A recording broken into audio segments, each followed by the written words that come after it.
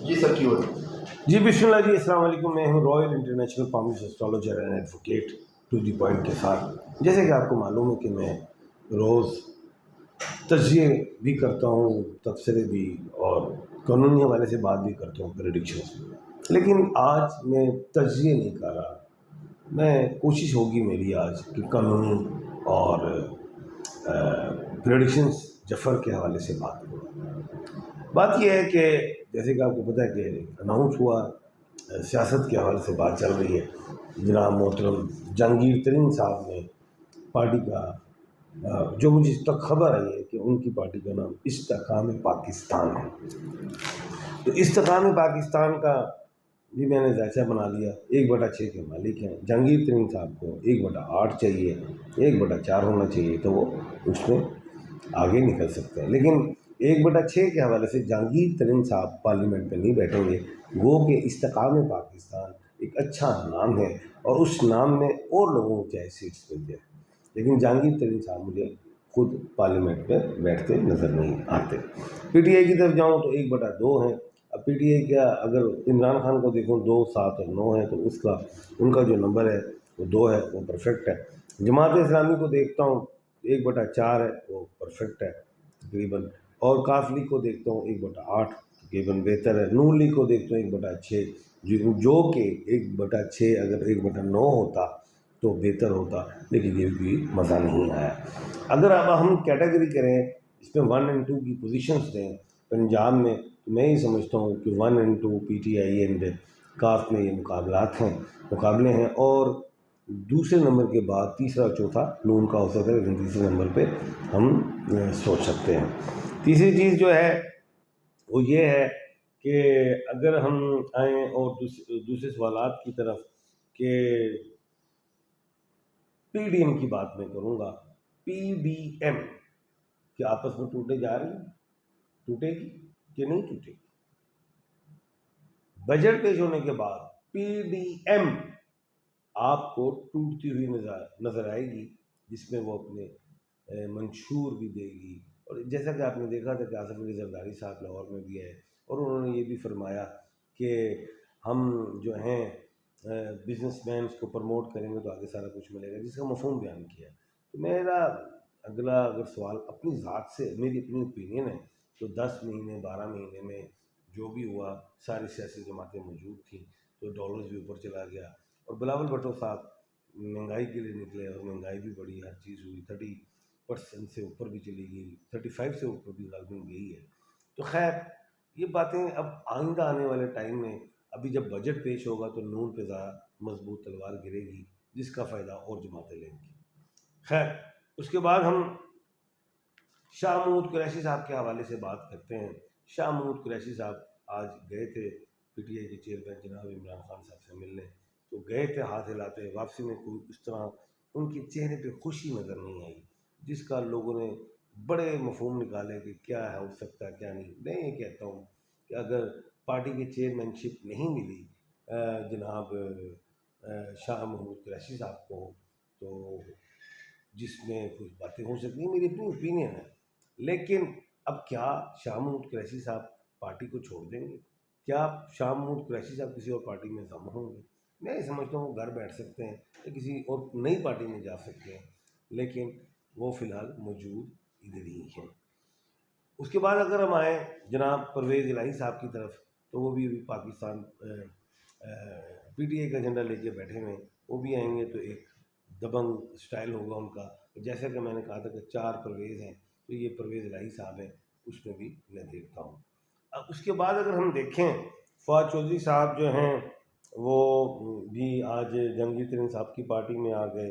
علی زیدی صاحب آ گئے، عمران اسماعیل صاحب اور عبدالعلیم خان صاحب یہ بھی آ گئے.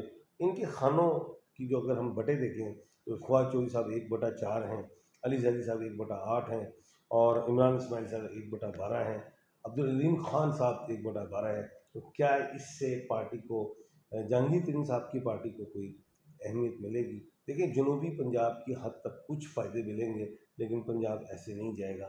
اس میں ایک بہت بڑا مقابلہ نظر آ رہا ہے، جس میں مجھے پی ٹی آئی بہتر نظر آ رہی ہے، بہتر پوزیشن میں.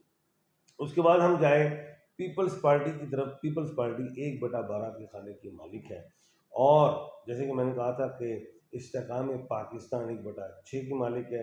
پیپلز پارٹی کے حوالے سے اگر ہم زرداری صاحب کو دیکھیں تو ان کو اتنا بڑا بینیفٹ نہیں نظر آ رہا، گو کہ اگر پہلے بھی دیکھیں تو وہ صدر پاکستان ہوئے تھے، اور صدر پاکستان کسی جماعت کی نمائندگی نہیں کرتے، وہ ملک اور قوم کی کرتے ہیں، تو پہلے بھی وہ پیپل پارٹی کے حوالے سے نہیں تھے، اب بھی ایسی کوئی چیز نظر نہیں آتی۔ 1/12 ہے، اس کا جو فائدہ ہے وہ بلاول بھٹو کو مل سکتا ہے ان فیوچر۔ اس کے بعد ہم جماعت اسلامی کو دیکھتے ہیں، 1/4 ہے، وہ جتنی انہوں نے سیٹیں لینی ہیں اس میں کوئی ڈاؤن تو ہو سکتا ہے، آپ کو نظر آتا۔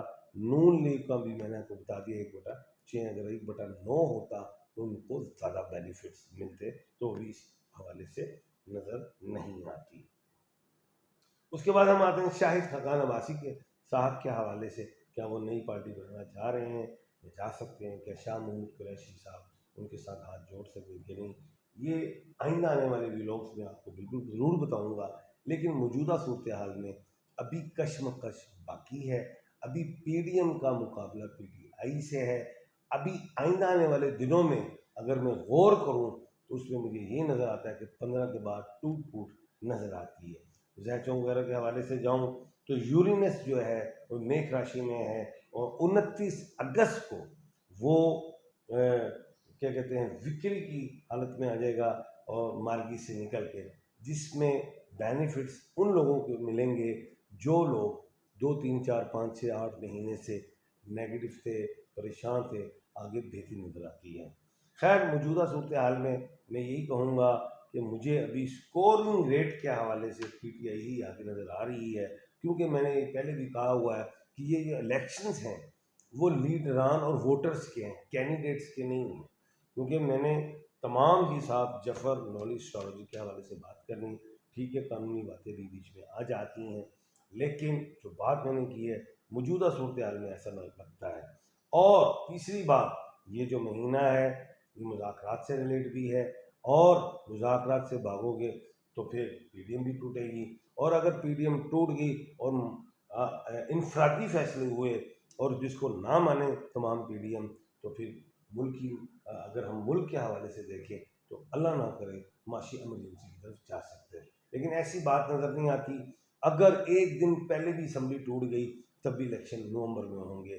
خیر، اور اس میں ملک میں ابھی جو موجودہ صورتحال جو عوام کی ہے ڈیمانڈ ہے، یا 14 جماعتی 13 اور ایک پی ٹی آئی 14 جماعتی کی جو ڈیمانڈ ہے، اس میں کچھ لوگ تو اس ڈیمانڈ سے منحرف ہو سکتے ہیں، لیکن کافی حد تک جو ہیں وہ الیکشن کو ہی چاہیں گے، اور جس سے ملک آگے نکلے گا۔ رشیا کی بات کرتے ہیں تو تیل کے حوالے سے اس میں کیا کوئی فائدہ ہوگا؟ بالکل فائدہ ہوگا، کچھ مہنگائی میں کچھ فیصد کچھ پرسنٹ فرق ضرور پڑے گا۔ انٹرنیشنل حوالے سے میں نے بے شمار دفعہ کہا ہے کہ اب لڑائی جو ہے ملکوں کی نہیں، خطوں کی، کانٹیننٹس کی ہے، جو کہ آپ کو آئندہ آنے والے ٹائم میں نظر آئے گا کہ کانٹیننٹس مضبوط ہوں گے، اور کانٹیننٹس کسی اپنے ہی ملکوں میں لڑائی جھگڑا نہیں کریں گے، بیٹھ کے افہام و تفہیم سے بات کر لیں گے، کانٹیننٹ کی کانٹیننٹ سے لڑائی ہوگی۔ تو خیر اللہ پاک ہمارے ملک پاکستان، ہمارے خطے پہ، ہمارے کانٹیننٹس پہ اپنا کرم فرمائے۔ ملتے ہیں اگلے ویڈیو پہ۔ اپنا اور اپنے ارد گرد کے لوگوں کا خیال رکھیے گا۔ ایم اے شہزاد خان کو دیجیے اجازت۔ اللہ حافظ۔